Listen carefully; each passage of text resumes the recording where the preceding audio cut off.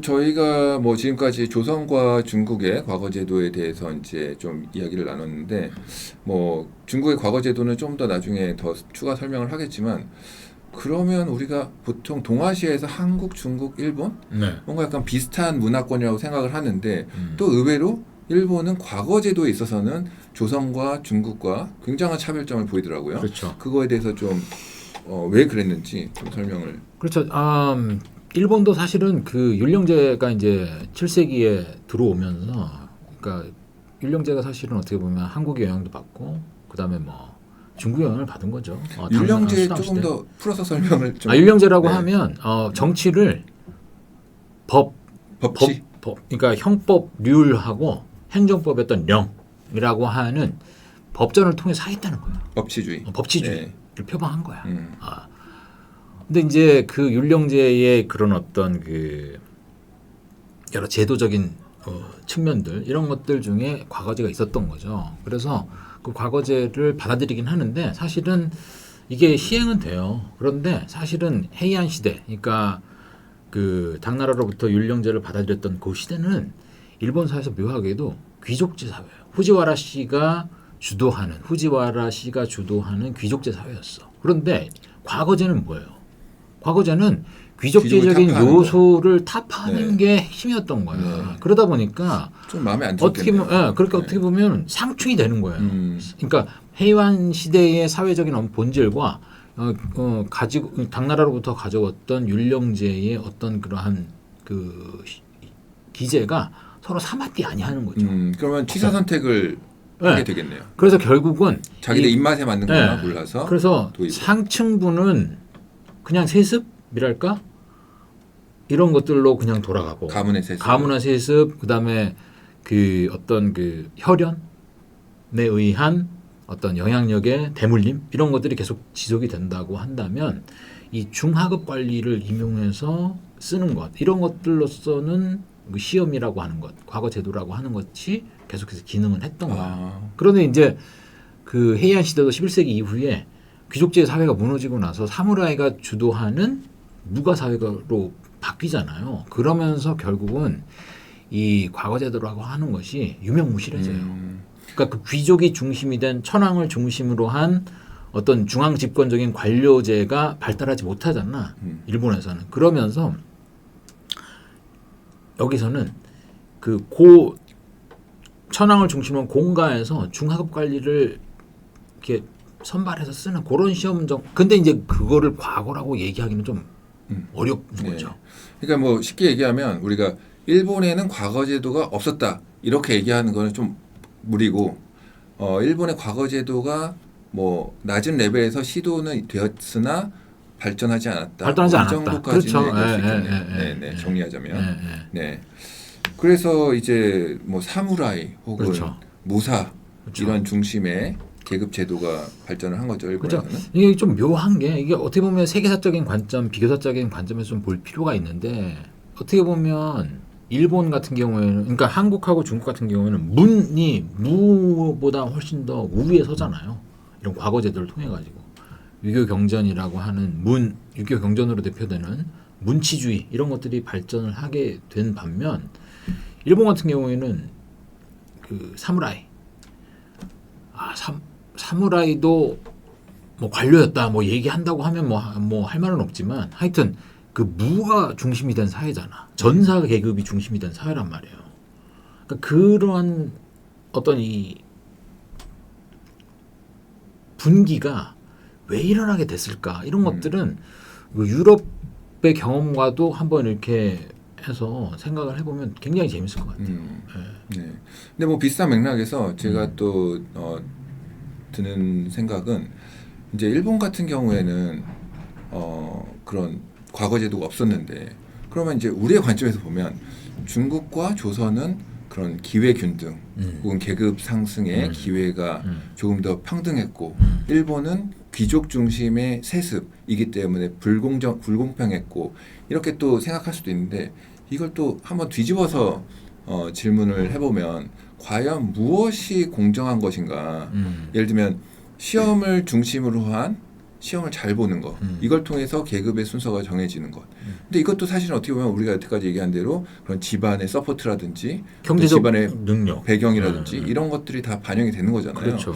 그래서 이게 뭐 현대적인 그 개념에서는 최근에 뭐 우리가 잘 알고 있는 정의란 무엇인가의 그런 저자로 알고 있는 마이클 샌델이라는 하버드 교수가 최근에 이제 공정이라는 착각이라는 책에서 미국 사회, 특히 미국 사회를 중심으로 해서 이제 SAT 성적에 따라서 뭐 명문 대학에 진학하는 뭐 아이비리그라든지.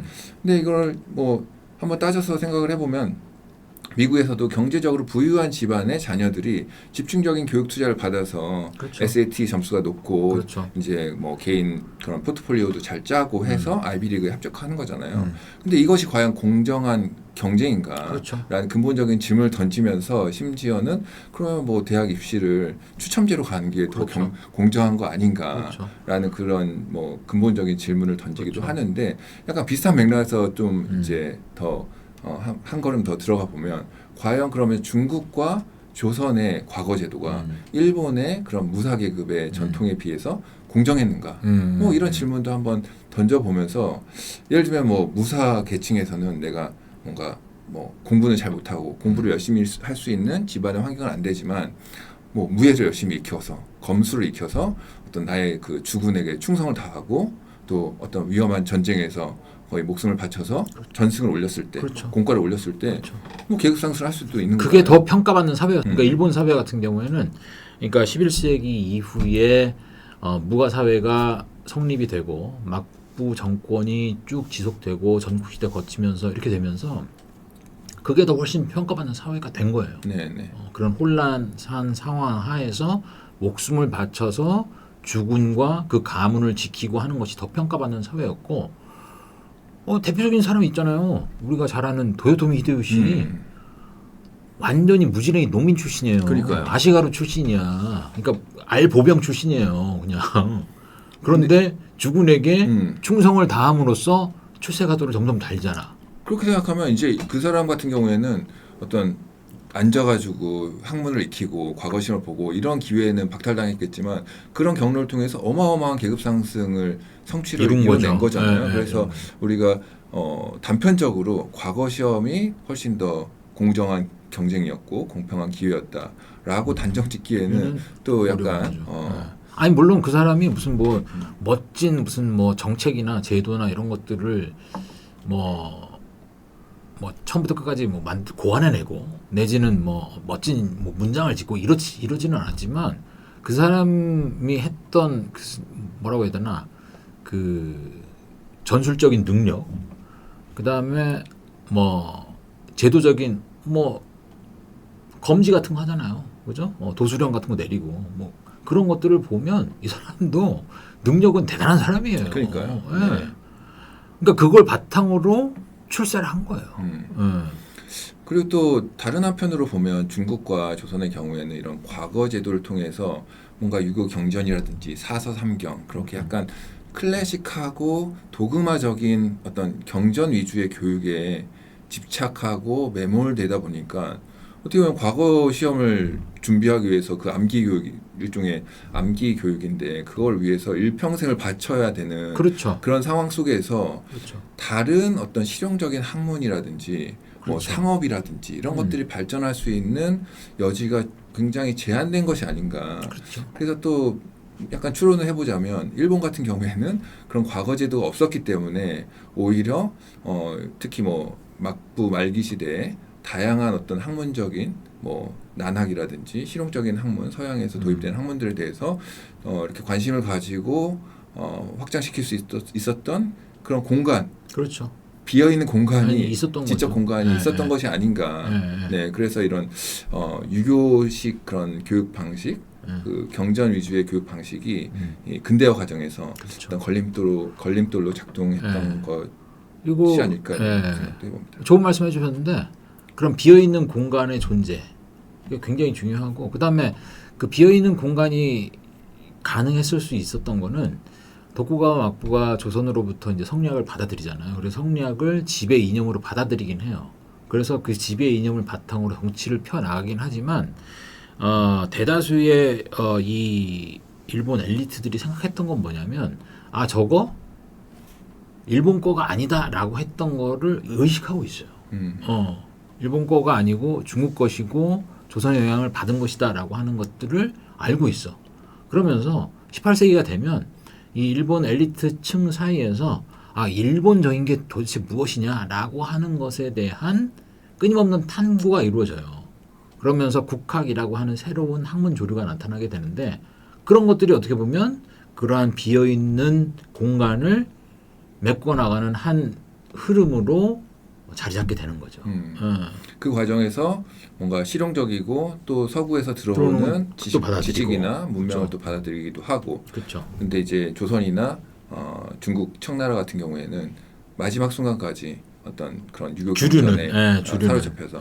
예. 예, 그러니까 그 빈 공간이 굉장히 적었던 거지. 음, 여기는 빈 공간이 많았던 반면에 네, 네. 중국이나 일본 같은 경우는 빈 공간이 이렇게 많지는 않았다.